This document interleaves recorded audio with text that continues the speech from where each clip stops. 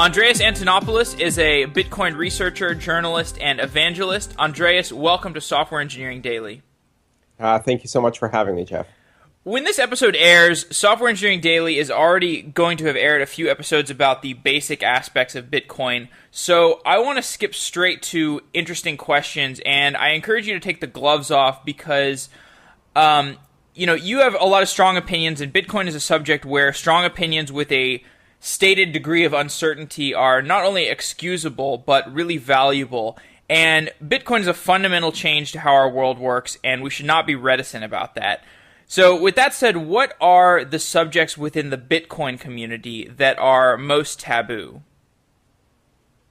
Well, I think in the Bitcoin community, some of the taboo subjects are really the societal taboos, specifically the idea that Bitcoin got some of its early success in areas of gray economies like gambling, and that Bitcoin is being driven by, in some cases, pornography or illicit money transfers, people trying to evade taxes or currency controls in various countries where such things are completely out of control.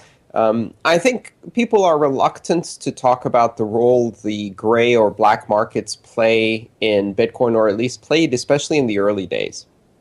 But I think that's really funny because every single technology that's ever been disruptive has always had its roots in some of the gray market and illicit activities. The truth is that in areas of the economy where the friction is greatest, where the risks are higher, as are the rewards, there will be the use of cutting-edge technology as an advantage. So it's not surprising. The first telephones were used by criminals. The first cars were used by criminals. The first, every invention that has really changed the world initially is used by segments of the population that are living on the cutting edge of technology because they're on the wrong edge of the law.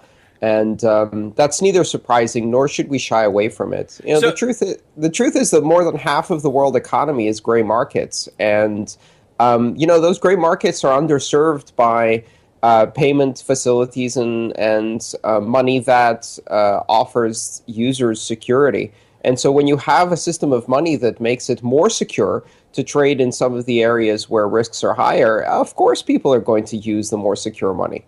So those things about gray markets, those are certainly ideas that are taboo from the standpoint of the general public looking into Bitcoin.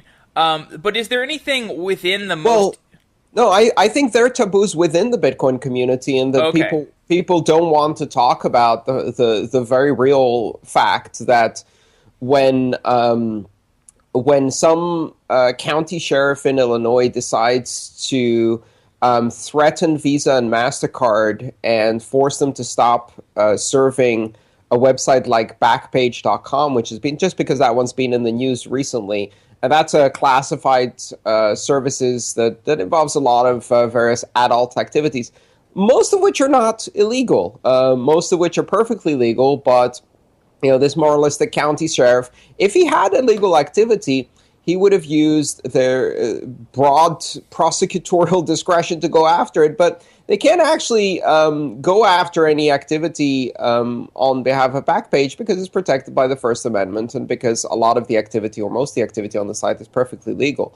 But they want to apply certain moralistic prejudice onto this site. It offends their narrow sense of morality, and it certainly helps the resume. So what they do is extrajudicially, which in this country under the rule of law should be abhorrent to us all, putting pressure on the credit card companies to cut off a business that is doing legitimate business and has never been convicted of anything. Well, the fact that at that point that service turns to Bitcoin should not be surprising. But again, a lot of people in the Bitcoin community don't want to talk about the fact that Gray markets exist for a reason. They exist either because the law is being applied unfairly or unequally, or because people live in societies that have oppression and dictators and tyrants and predatory banks and governments that steal from their people. And so gray economies is how they get away from that. And it's okay to acknowledge that Bitcoin is a solution for people who live in the gray areas of our world. Do you think that gray markets exist on a totally separate pole than perfectly legal markets, or is it some sort of gradient between the two? And is Bitcoin a function for reducing the frictions along that gradient? Oh, absolutely. I mean, black markets, if you like to take the term black markets, you could say, are the illegal term, the illegal side of that term. And white markets supposedly are the legal side of the term. And putting aside kind of the racist connotations of the origins of those words, the gray is all of the stuff in between, which in most cases is perfectly legal or is legal in many jurisdictions. You know, the stuff that's illegal in some jurisdictions can be ridiculous. You can't buy video games in some jurisdictions. You can't do political speech in some jurisdictions. You can't buy an apartment without the government taking 60% of the value in tax. And so would a person in those circumstances buy a video game with Bitcoin, evading the law?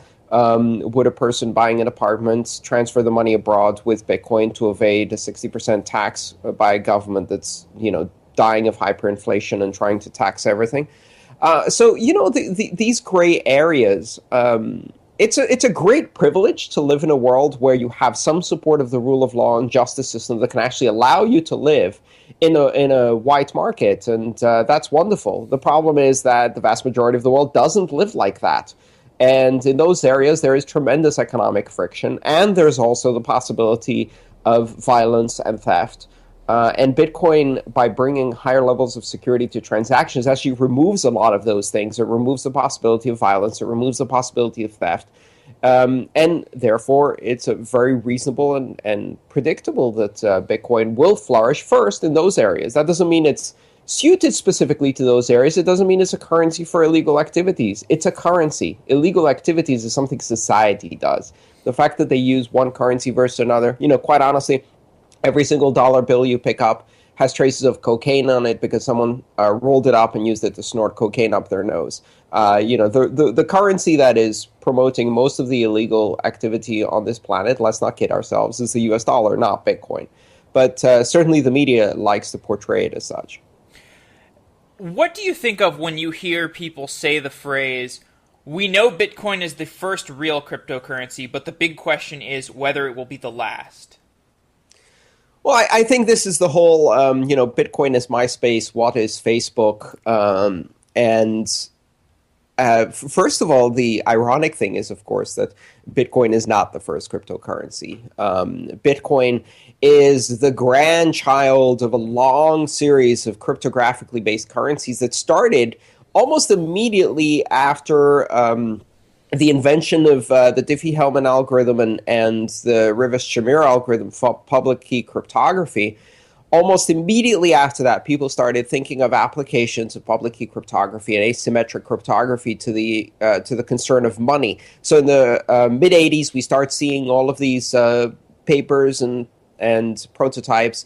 And by the early 90s, we see companies like DigiCash doing the first forms of digital cash. And dozens and dozens and dozens of currencies came and went in that time, all of them suffering from a fatal flaw of centralization.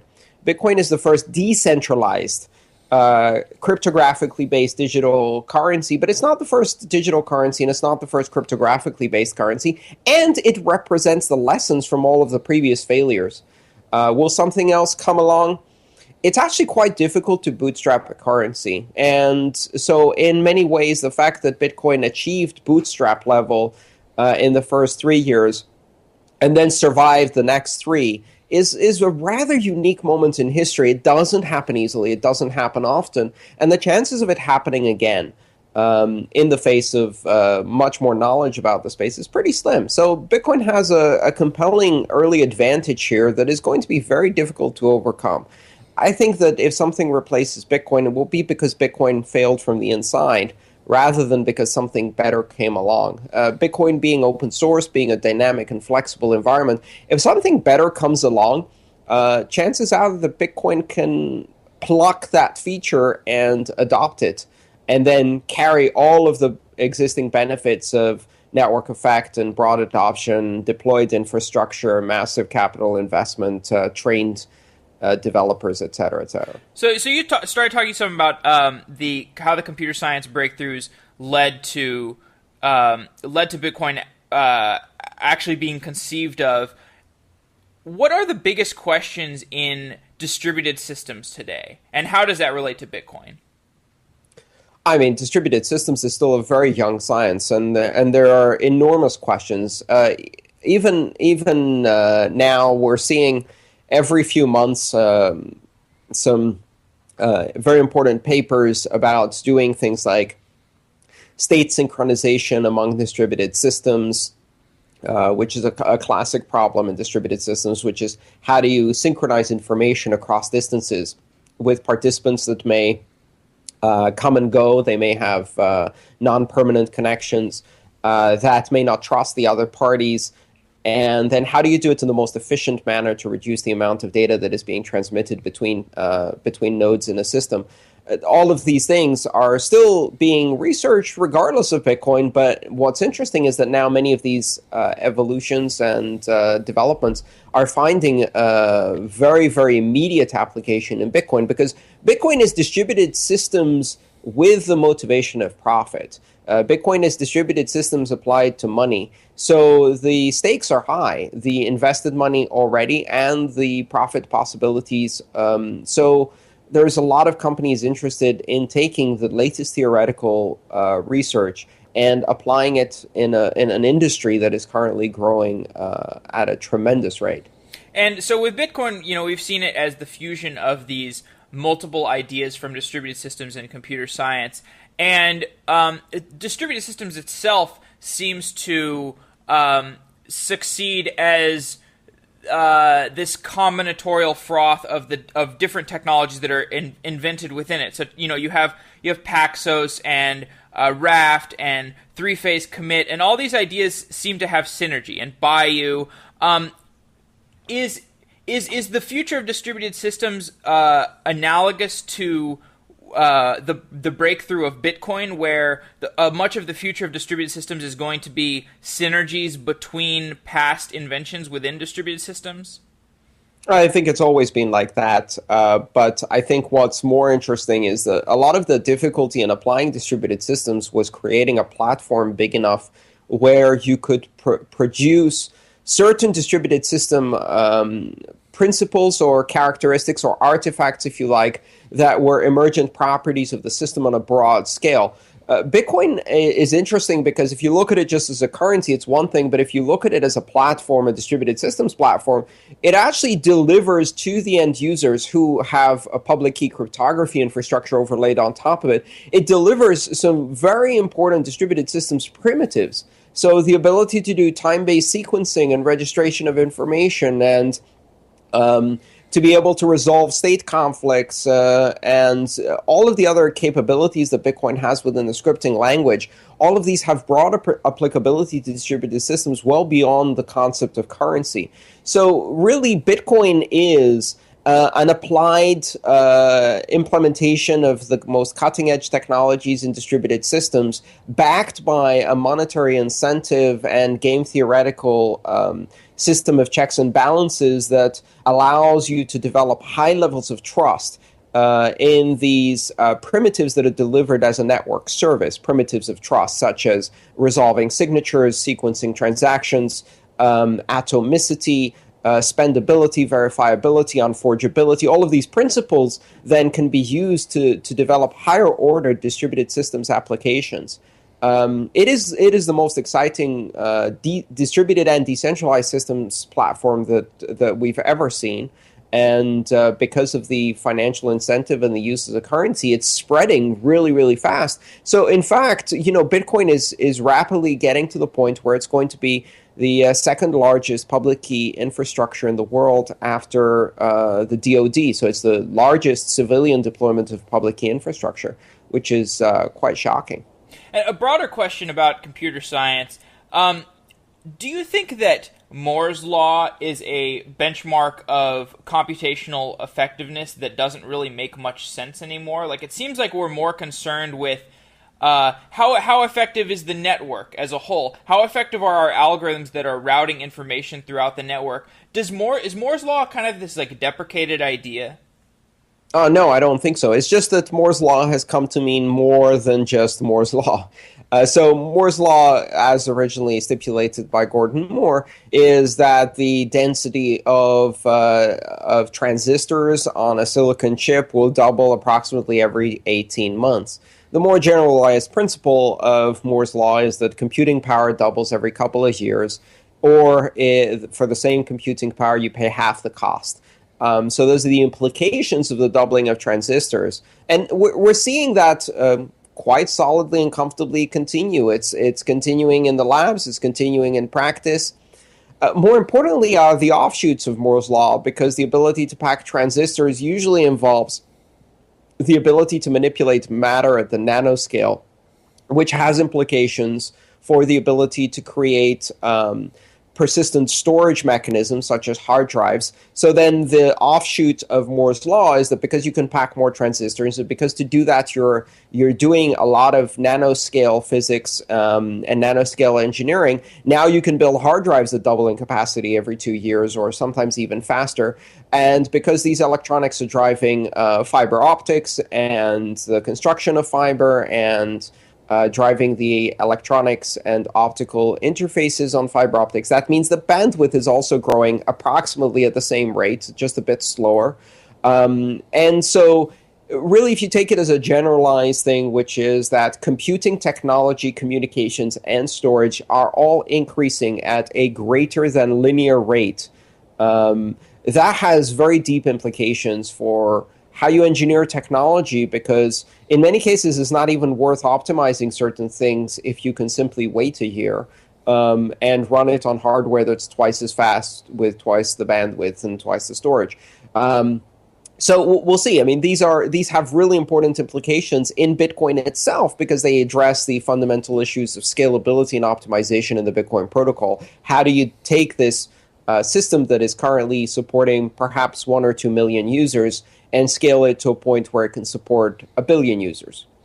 The previous theme on Software Engineering Daily before Bitcoin was big data. And I did several interviews with people about topics like Pig and Apache Spark and Hadoop. And what is at the intersection of big data technologies and Bitcoin? Well, there's enormous amount of intersection or the commonality between big data.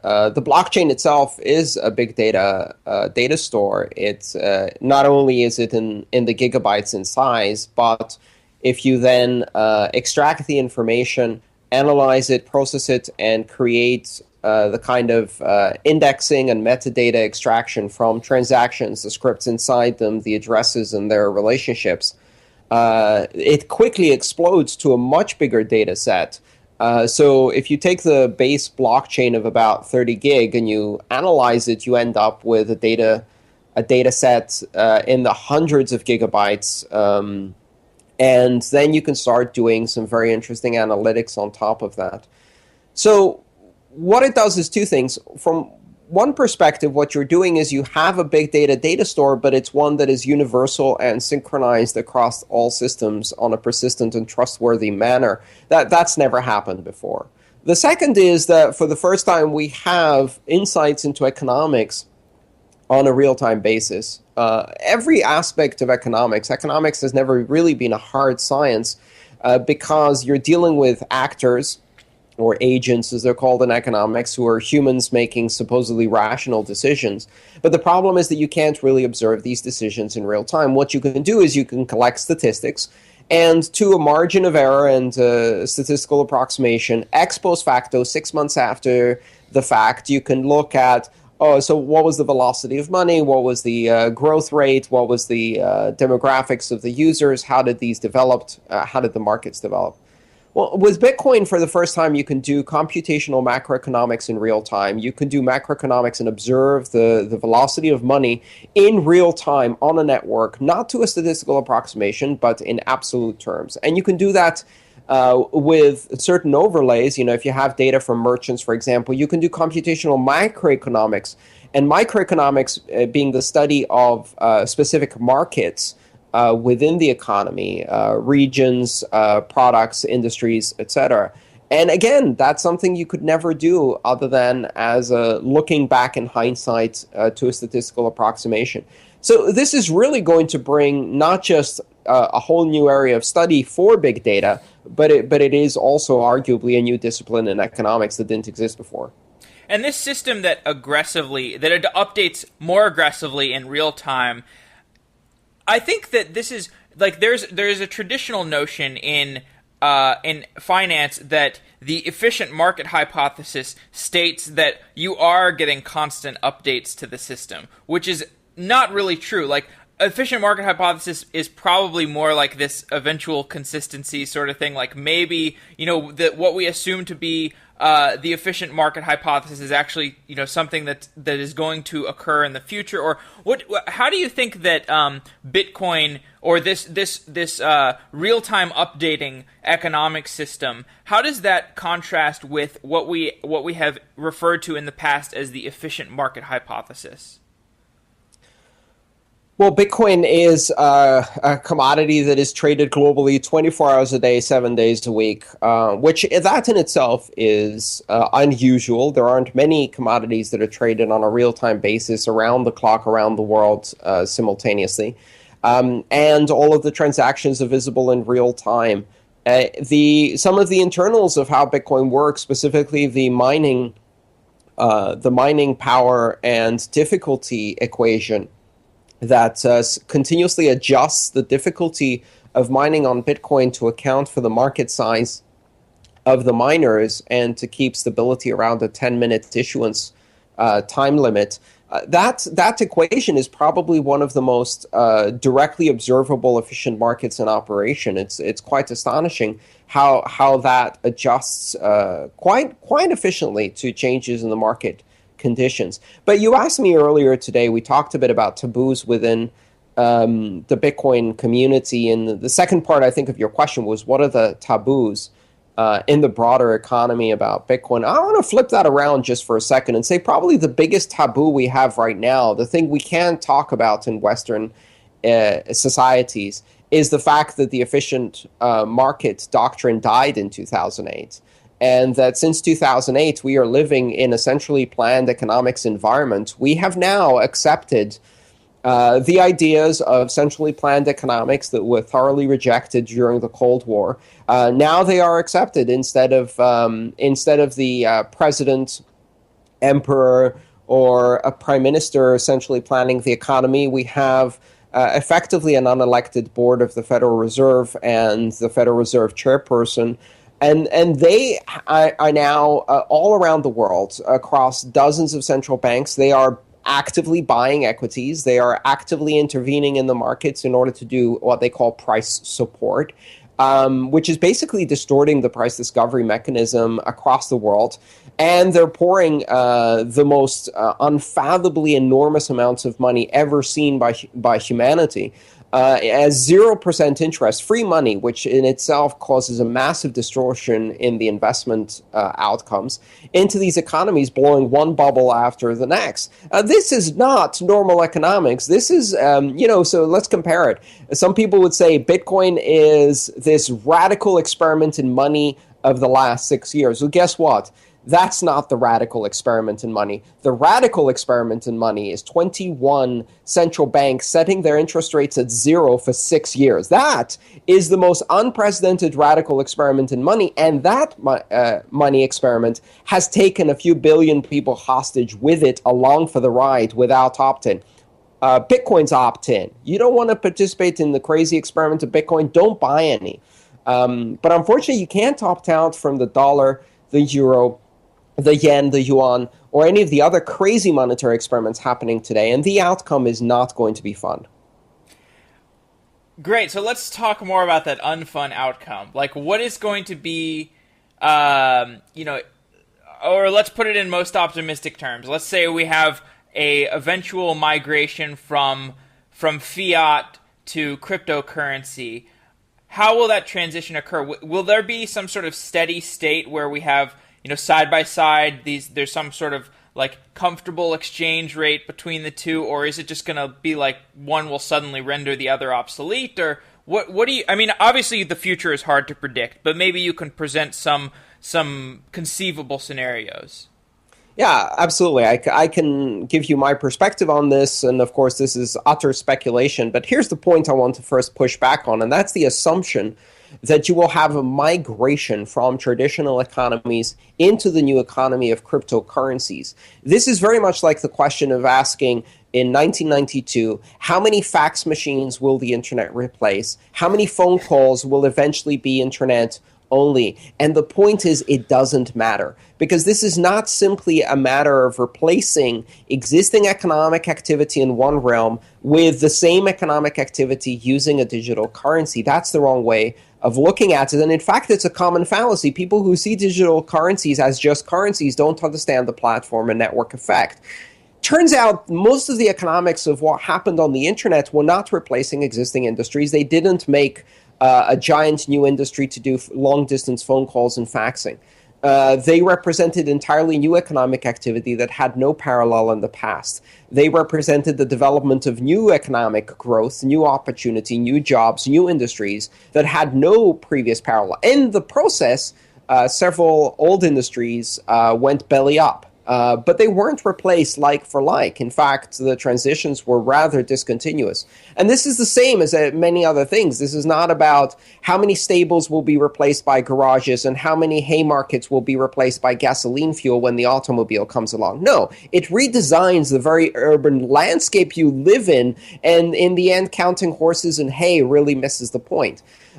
So we're not going to see a transition from fiat. I don't think we're ever going to see a transition from fiat to cryptocurrencies, at least not in the way we expected.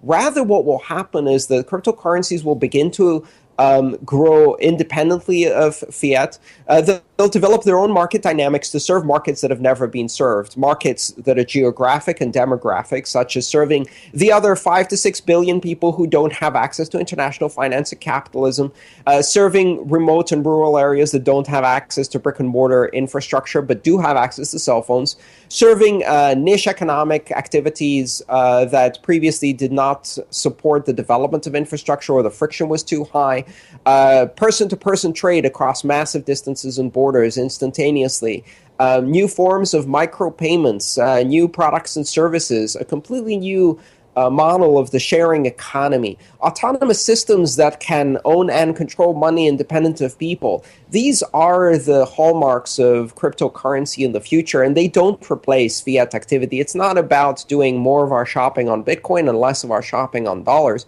It's about doing things with cryptocurrencies that we could never do before. And then at that point, you exist in a world where there are certain things for which the dollar is the main currency, and of course you're still probably paying your taxes in dollars and things like that. But there are other things that it simply doesn't make sense to use dollars because they're slow and insecure and can't cross borders easily. And if you think about that from a global perspective, then there is a place for global transnational borderless currencies that is simply not served by any currency today.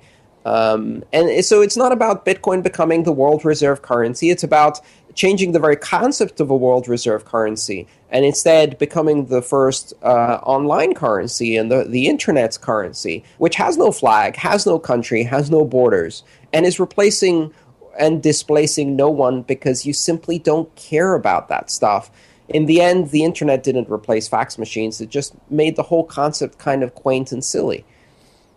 There seems to be two rivaling societal factions which create a lot of the noise around Bitcoin in the present day and inhibit a clear true narrative from evolving. And these two factions that I see are, on one hand, you have the anti-intellectuals of the world who are afraid of technology because they don't really understand it. And then on the other extreme, there's like this technocratic elite, which might say, Bitcoin is the future, and if you don't get it, then I do not want to talk to you. And between these two sides, you sit. And you tell people, look, Bitcoin is the future, and if you don't get it, I'm going to be patient, and I'm going to explain it to you. Do you think that's accurate? Is that how you see yourself?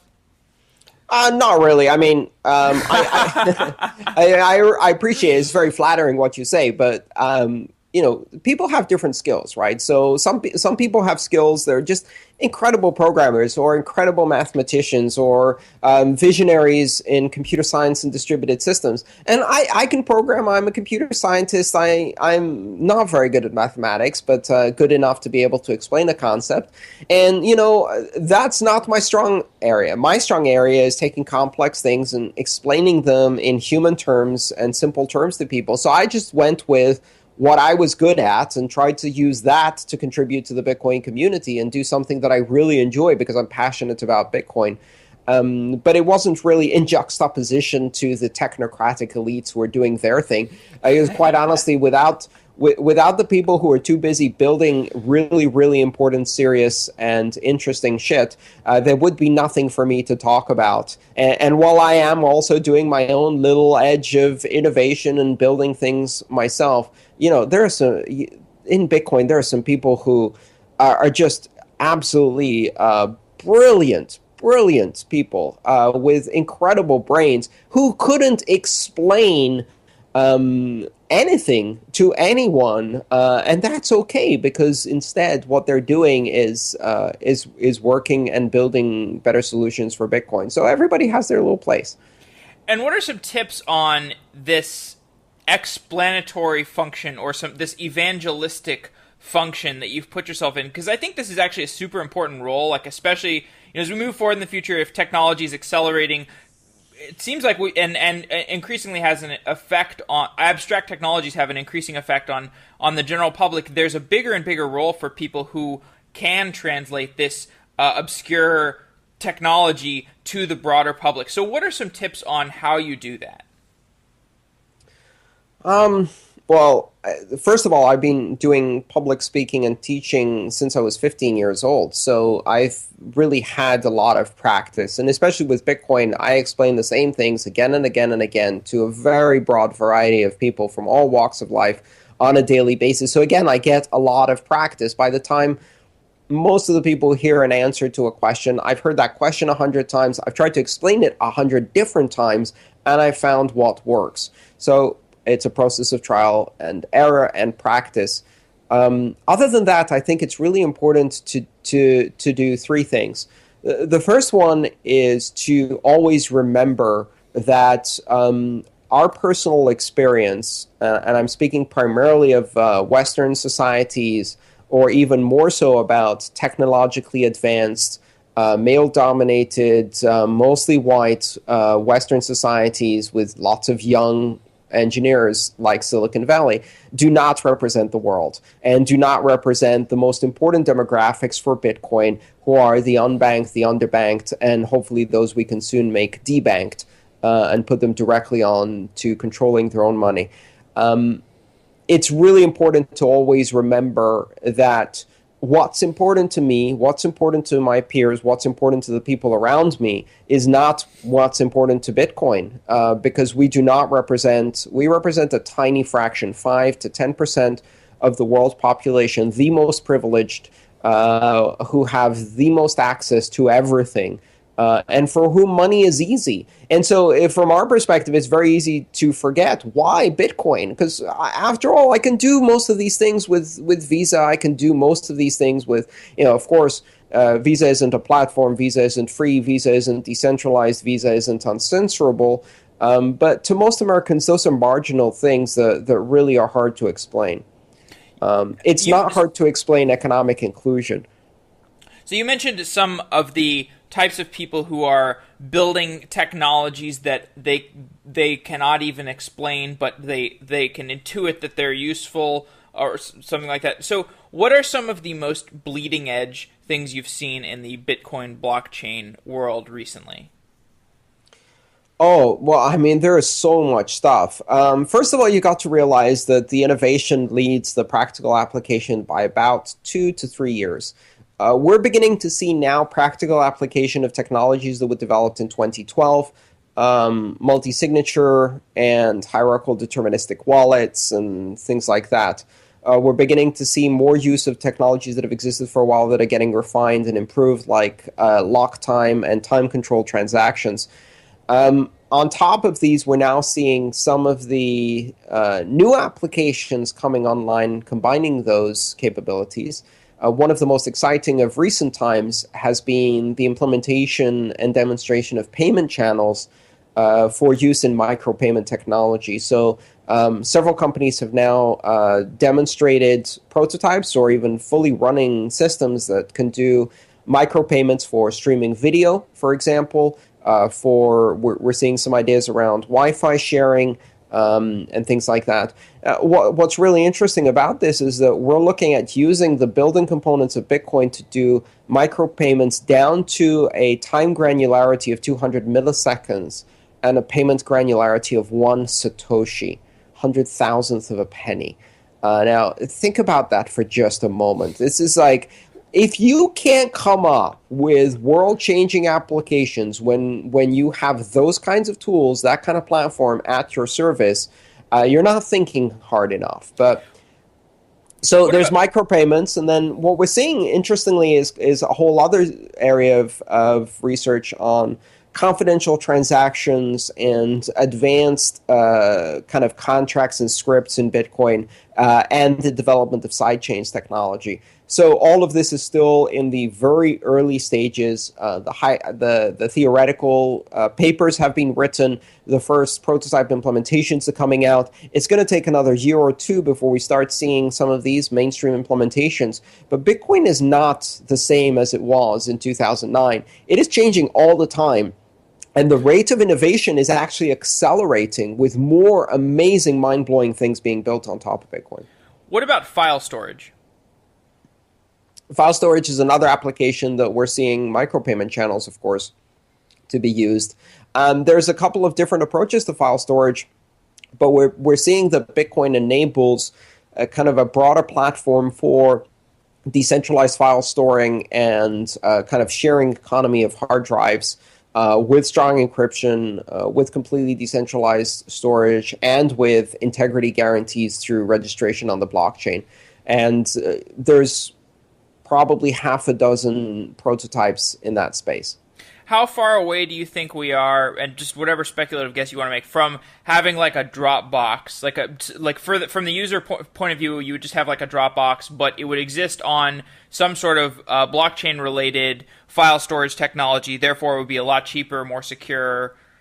We already have that. We already have that. I mean, so the question is, do you really need to do the file storage itself on the blockchain? Probably not. What you do is you use the blockchain in order to do registration and asset ownership, as well as key management and distribution, or you use similar technology. And BitTorrent Sync has existed now for almost 2 years, and that represents a huge step forward in terms of decentralized file storage. So we already have that. The question is, how many of these applications can we deploy in a practical sense to a broad public and make these the default applications that are just as easy to use as the centralized services, just as efficient, at least, and then move beyond that and make them more secure, more efficient, more performant than centralized solutions. And that's where you start seeing some interesting effects come in. How do you feel about 21 Inc.? I'm not quite sure what 21 Inc. is going to end up doing or how they're going to do that. I am, acquainted with Balaji Srinivasan, who's the founder of 21 Inc., and some of the other principals I know. And I think what they're doing is really pushing forward on this vision of Satoshi as expressed in the original paper, which was one CPU, one vote. Essentially, they're trying to decentralize mining. Whether that's going to be successful, whether there's a place for that, It remains to be seen. It is still a venture, but I'm really excited to see kind of that kind of effort and investment being brought to bear on this problem. Is there anything fundamental that you would change about the Bitcoin protocol if you could? I think the truth is that there are always areas where you can nitpick and point out areas where it could be different. However, I think it's important to realize that what we have today is something that has been able to scale to $10 billion. That's never happened in the history of humanity before. What we have today is something that scales globally and is extremely secure, robust, and resilient. That's never happened before. So would a slightly different version work slightly differently and produce the same result? Who knows? I mean, the reason Bitcoin is where it is today was a confluence of historic circumstance, technology, just the right level of maturity, adoption, political conditions, etc., to all coming together at just the right time to allow this thing to launch, grow, sustain itself, and survive in a very turbulent environment during a time where we're facing unprecedented monetary crisis influencing or even perhaps infecting dozens of traditional currencies. So it doesn't happen in a vacuum, and it doesn't... I think this kind of technological utopianism, the idea that there is a best solution or that the best solution wins, is naive. I think in the end, what wins is the solution that was good enough at the right time in history to be broadly adopted. We saw that TCP/IP wasn't the best transport protocol or the best internet protocol, and yet not only did it gain a foothold and become enormous, but it's gotten to the point where it's almost impossible to introduce the new version of IP or new transport control protocols because it's so deeply embedded in the fabric of society and in the machines that we run around us. So I think the idea that Bitcoin can be improved, yes, it can be improved based on what we have. And nitpicking from my armchair is not something that is really productive. No, I think what you said is very true. Like the first week of episodes on Software Engineering Daily was about JavaScript, and JavaScript is essentially the story of one of these minimum viable technologies that was just good enough, and then it just completely took off, and now JavaScript is becoming the lingua franca of the internet, and it was written in 3 days. There's a language that was originally written in 3 days, and all these abstractions have been built on top of it and below it, just because it was the product that was good enough, and that seems to be a recurring theme. In fact, I think one of the more interesting parts of the JavaScript phenomenon have been the fact that XML that was built over more than a decade with committees and extreme commitment and enormous amounts of money by so many organizations got displaced in less than 5 years by JSON, kind of a much more loose, lightweight protocol. If you remember, the original vision for email was X400, which preceded SMTP. And turns out simple mail transport worked. Simple directory services or lightweight directory services, LDAP won over X500. And in the end, JSON won over XML. Sometimes the simple technology is far more effective at beating the committee-designed one. I think Bitcoin is the same story. It's not a massively over-engineered protocol. It does some very basic things, does them well, and can scale globally. There seems to be a good number of people who have a fair amount of faith in Bitcoin. They'll readily admit that Bitcoin makes sense as, if nothing else, like a speculative bet. So why? And you can have conversations with these people all the time, but many of them just do not own any Bitcoin. So what is keeping this type of person from just buying $50 in Bitcoin, just as a speculative play? It's still very difficult to buy Bitcoin. I mean, that's the simple answer. It's very difficult to buy Bitcoin. And furthermore, I think if you're coming at it from the position of a speculative play, you're missing the most important characteristics of Bitcoin. Bitcoin is, in my mind, at least from my level of investment, a terrible speculative investment. It's way too volatile. It's small enough in terms of liquidity that it gets pushed around by media announcements like crazy and bounces up and down in price. It's not a very good speculative investment unless you're willing to hold it for a very long term based on your understanding of the raw utility of the underlying technology and capabilities and what it can do to the world, in which case it's not a speculative investment. In which case you're really looking at a much longer time frame, and you're looking at it from the perspective of an industry changing disruptive technology. And those really don't ever play out in a linear fashion, and they don't, the internet had to crash completely in 2000 to clear out a lot of the overinvestment before you started seeing some of the best applications come out. And I think we've still got 3 or 4 more boom and bust cycles in Bitcoin at least before you see it stabilizing. Why are people not buying Bitcoin? Because it's still very difficult to buy Bitcoin. And the reason it's difficult to buy Bitcoin is because we're still building the infrastructure. So it's just like trying to get DSL in 1993.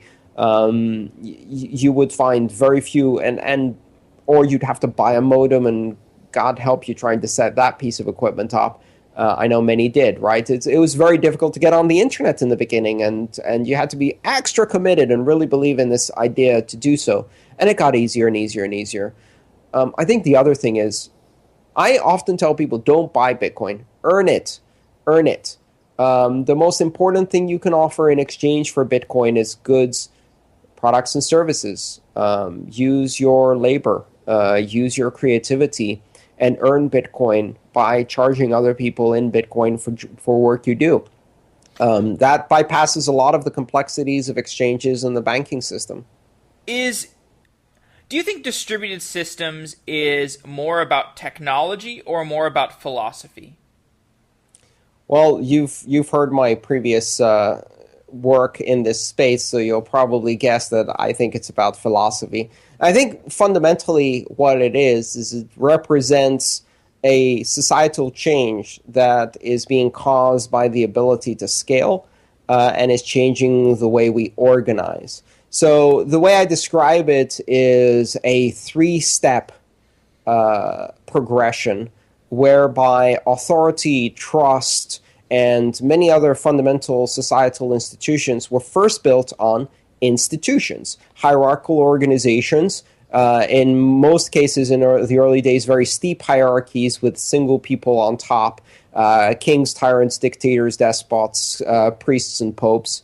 And then gradually over time, slightly smoother and flatter hierarchies, but still hierarchical organizations of people with policies and procedures and oversight and rules in order to allow us to organize a society. Well, we made a transition with the internet, and we started organizing around platforms, so the internet being one of the most important platforms. And those are far less centralized, and they allow us to re-envision societal institutions as platform-based solutions. And now we're making the final shift, it's happening more and more rapidly, moving from platforms to protocols. And protocols vest the power not in a specific operator like Twitter or Facebook or Google, but instead they vest the power in a common understanding, a lingua franca, a common system of operation that everybody agrees to. Bitcoin, with its consensus mechanism and its underlying protocol, is a tremendous tool for the decentralization of power, authority, trust, knowledge, and truth. And so really, from a bigger perspective, decentralization is the final step in society's millennia-long effort to more equally distribute power, justice, peace, prosperity among more and more people around the world. And so institutions to platforms to protocols. So absolutely, it is a philosophical thing. So the first video I saw of you was this 2015 talk you gave at Wired Money. And one thing that stood out was you were very enthusiastic, and you also seemed like you had, I don't want to say like a temper, because that sounds like a negative connotation, but you were extremely, you said, and you've said it several times in this conversation, if you believe X, you're missing the point. And that's characteristic of all these things that people focus on in Bitcoin, where they're essentially missing the point. But more importantly, in terms of your personal feelings on this matter, like, how much of the time do you feel like a heretic? In a time is that an inappropriate question? I don't. Well, I don't like the word heretic because we all know what happens to them. I prefer I prefer thinking of myself as someone who is willing to speak truth. And sure. The reason I said heretic is because, do you feel like, and there, you mentioned a conversation where somebody asked you, are you a drug dealer, right? Because you're involved in Bitcoin, and it's like this absurd witch hunting, heretical accusation stuff, and that's what I meant it from. I didn't mean it from the standpoint of like you are heretical in the sense that you are actually doing something bad. Well, I mean, I think that what you're saying, which is really interesting, is all of the examples you've used were people who spoke up against the established authority of the day, which was the church, and died for it.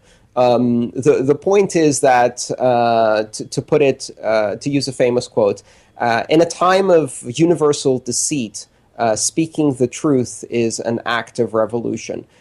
Speaking the truth is only radical because lies are the currency of the day. Lies are how we comfort ourselves during a time of extreme crisis. And you've got to understand the context. I mean, I've done many talks. Some talks are optimistic. Some talks are happy. Some talks I'm talking to my community. At Wired Money, I was talking to a room full of bankers and investors who were very, very excited about taking the least revolutionary part of Bitcoin, labeling it the blockchain, whitewashing the whole thing, controlling it, centralizing it, and turning it into their little pet plaything.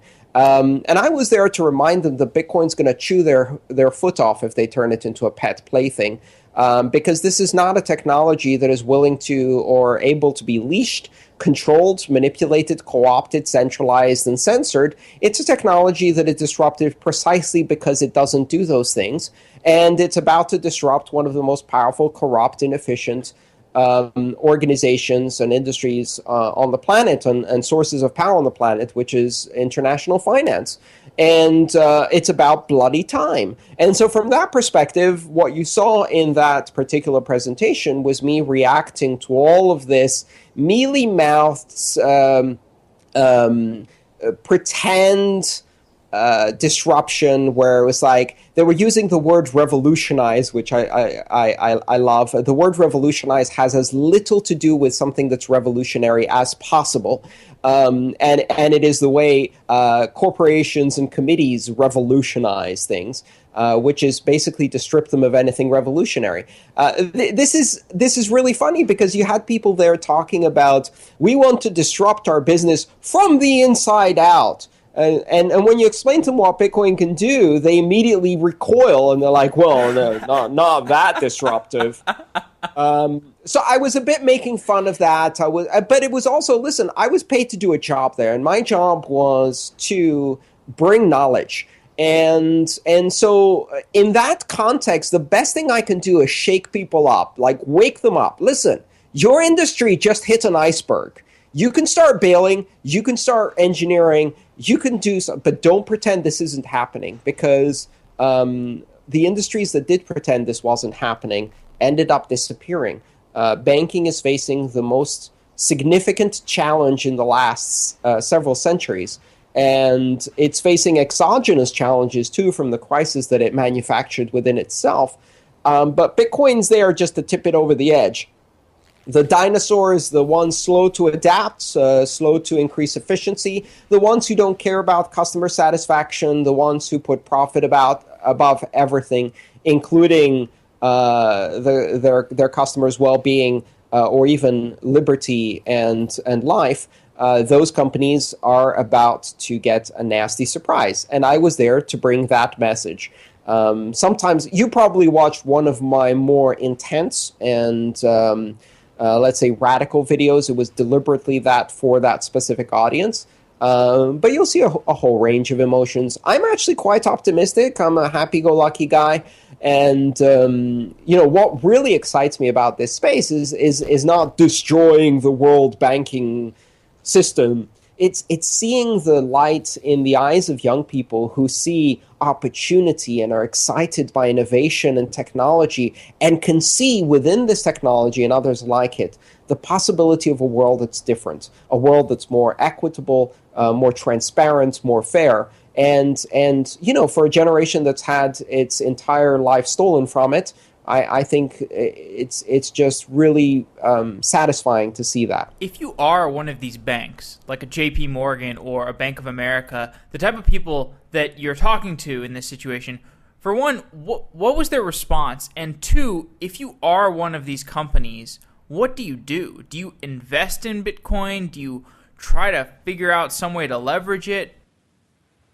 Well, the truth is that in many cases, there's absolutely nothing you can do. And the reason there's absolutely nothing you can do is because your business model itself and your entire stream of revenue is very solidly and strongly built around certain principles, certain inviolable principles from your business model's perspective that Bitcoin just went and violated. So, if your Blockbuster and Netflix comes along, you can't just start renting videos and build an online service because your entire business model depends upon the acquisition and exploitation of real estate. And the one thing that just changed is you don't need any real estate. You can't fix that.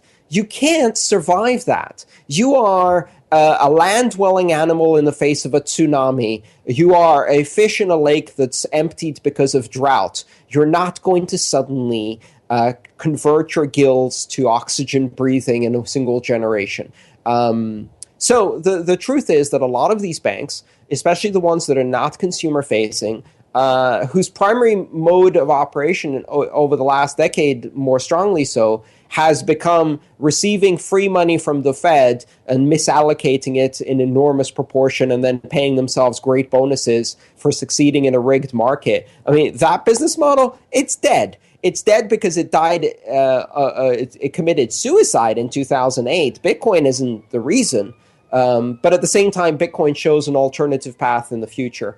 So, a lot of these banks are not going to survive. That's the simple truth.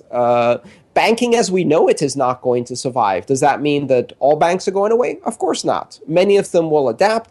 They'll change their ways. They'll adapt to a much less profitable, much less world-controlling environment where the level of rampant financialization, corruption, and immunity to prosecution is no longer something they can count of. And I welcome that.